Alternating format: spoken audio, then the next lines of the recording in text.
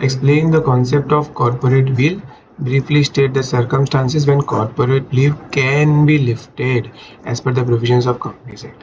Simple सी बात है, सबसे पहले तो कॉर्पोरेट व्हील क्या होती है वो समझाने को कहा गया है, और दूसरा ये पूछ रहे हैं कि कॉर्पोरेट व्हील कब लिफ्ट करी जा सकती है वो बताने को कहा गया है। ठीक है, तो सबसे पहले कॉर्पोरेट व्हील क्या होती है वो अपने को बताने के लिए ये लिखना होगा कि वो एक लीगल कॉन्सेप्ट है।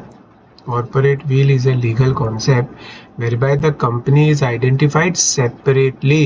Company is identified separately from the members.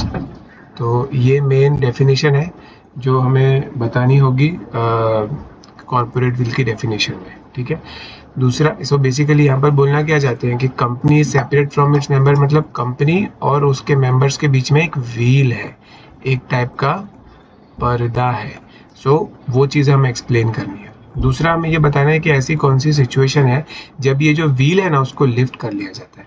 तो अपने क्लास में सीखा था determine the true character, company का ट्रू कैरेक्टर जानने के लिए प्रोटेक्ट द टैक्स। अगर कोई टैक्स की चोरी कर रहा है, टैक्स को प्रोटेक्ट कर रहा है मतलब चोरी, यहाँ पे प्रोटेक्ट का मतलब चोरी। अगर कोई टैक्स को चोरी कर रहा है तो फिर उस समय कॉर्पोरेट व्हील लिफ्ट कर दी जाएगी।